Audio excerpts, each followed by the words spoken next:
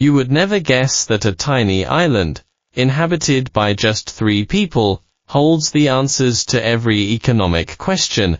Every day, they do only 3 things: catch fish, eat fish, and sleep, a cycle that repeats endlessly. But this isn't a survival story. It is the true starting point for thoroughly understanding inflation, capital accumulation, and even why your salary never seems to go up. Today, I will use a fish, a net, and a crazy money printing machine to completely overturn your understanding of money. 3 natives live on this island: Abel, Baker, and Charlie. Their lives are shockingly simple.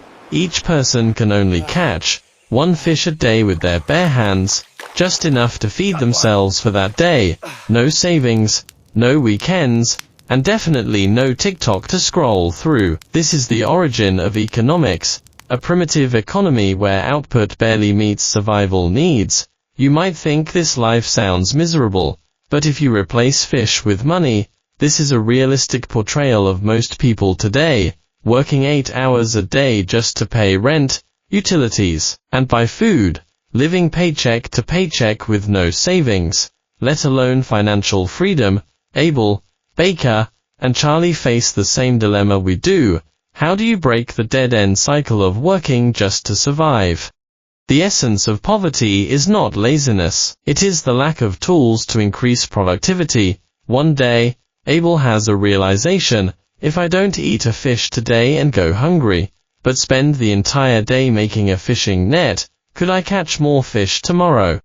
At the time, this idea seemed incredibly stupid. Who would willingly starve for a day to build something that might not even work?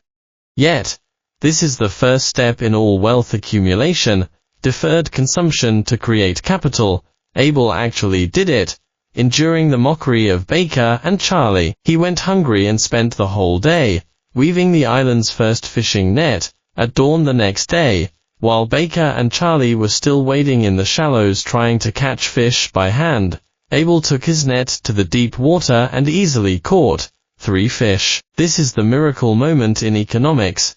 Capital, the net, created a leap in productivity. More importantly, Abel now only needs to work 2 hours a day to catch his food. He can use the rest of the time to rest or build more nets. A week later, Abel has 3 nets and catches 9 fish a day. He now faces a brand new problem: he has too many fish, and they will rot if not eaten. So, he makes a decision that changes the island's destiny. He lends his surplus fish to Baker and Charlie, but on the condition that they return 1 extra fish when they pay him back. This is the origin of interest. After borrowing the fish, Baker and Charlie also start making their own nets. 3 months later, the island's total catch skyrockets from 3 fish a day to 18. The economy has expanded 6-fold. No one is working a second longer than before.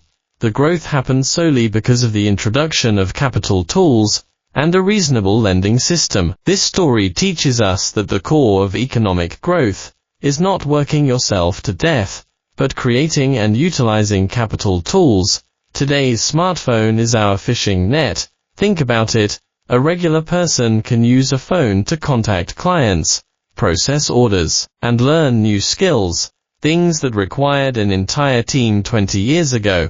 Unfortunately, most people use their smartphones to scroll through short videos rather than to boost their productivity. The number of nets increased. The island began to have a surplus of fish. Bartering directly with fish became troublesome.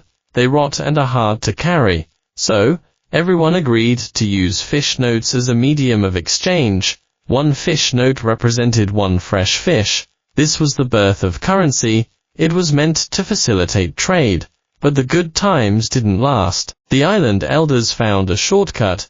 If we secretly print a few more fish notes, can't we buy more things without having to fish? They started issuing fish notes far exceeding the actual catch. In the short term, everyone seemed to get richer. Everyone had lots of money and could buy more goods. But soon, something strange happened. There were more and more fish notes, but the number of goods hadn't increased. so prices began to soar. Originally, one note bought one big fish. Later, it only bought half a fish, and eventually, it couldn't even buy a small one.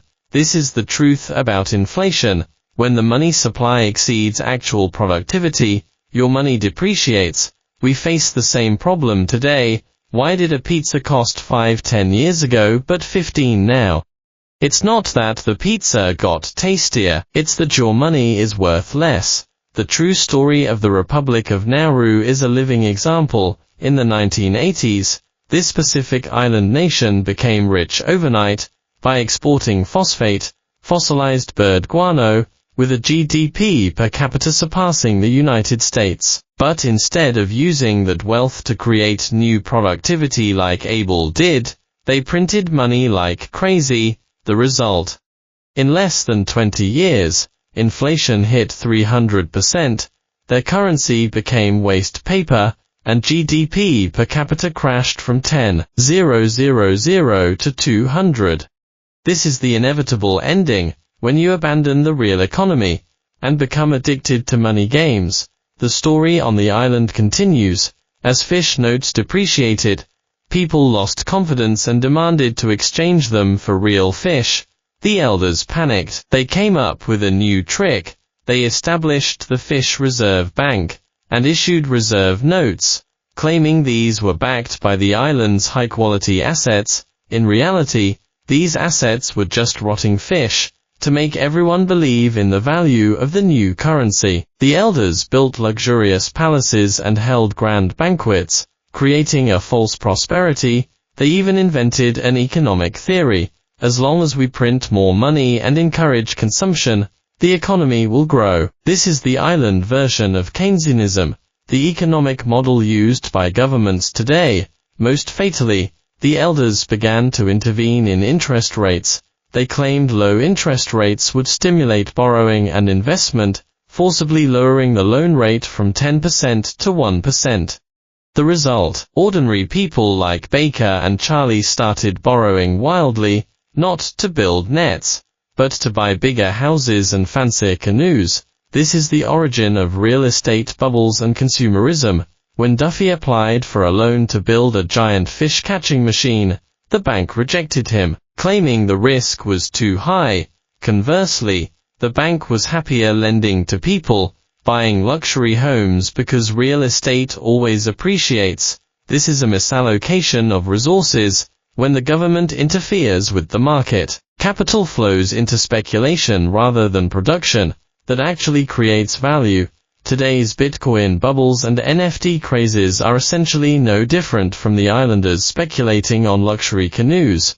Prosperity is always fleeting. When the issuance of reserve notes exceeded the actual fish catch by 10 times, a smart islander started exchanging his notes for real fish, and secretly shipping them to other islands. When this news spread, it triggered a bank run. Everyone wanted to swap their waste paper notes for real fish, but the bank didn't have that many fish. The elders had to announce a 90% devaluation of the reserve note. Overnight, people's savings vanished. Those who borrowed to buy luxury homes found their debt hadn't decreased, but their income had crashed. Unemployment soared, and the once prosperous island fell into chaos. After the collapse, the people on the island began to reflect on where they had gone wrong.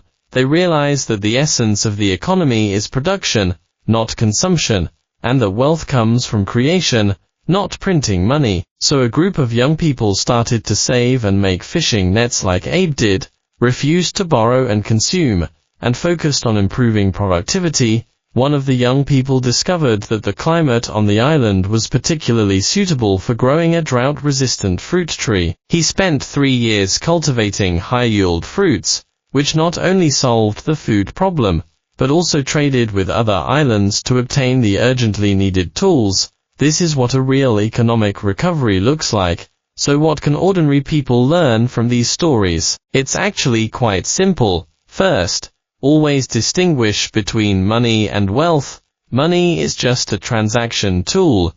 True wealth is your ability to create value and quality assets. Second, persist in saving and investing in productive assets. just like patriotism. Use your money to purchase things that can enhance your productivity, such as fishing nets, skills, tools, and knowledge. Third, be wary of the government's monetary tricks. When you see terms like quantitative easing and stimulus plans, know that they are actually printing money, and your money is being diluted. Fourth, never borrow to consume, only loans, used to purchase income-generating assets are benign debts, all others are financial suicide. The economy is actually very simple, just like that island. No matter how complex the global economy is, the basic principles never change. Production creates value, savings accumulate capital, investment enhances productivity, and consumption is the result, not the cause. You might be Abe from 20 years ago today, when faced with a choice. Do you want to catch one fish a day to barely survive, or endure short-term pain to make a fishing net for yourself? This choice will determine your financial situation in the next 10 years. Remember, economic crises are not accidents, but inevitabilities. When most people forget ABS wisdom, and indulge in consumption and borrowing, crises will come, but crises are also turning points. Just like those young people rebuilding their homes on the island, crises give them a chance to start anew. Now ask yourself, what is my fishing net? Am I constantly improving my productivity, or repeating the mistakes of Baker and Zari? Exchanging tomorrow's income for today's pleasure is never too late to change. From today on, reduce unnecessary consumption, save the money you save, and invest it in things that can enhance your capabilities. Refuse the temptation of easy money, and focus on creating real value. Just like Abe, and be a quiet creator. When the next economic storm comes, you will find that you not only survive, but also seize new opportunities. Finally, I leave you with a sentence: the tides of the economy rise and fall, but those standing on the rocks will never be submerged, and the rocks are your ability to create real value.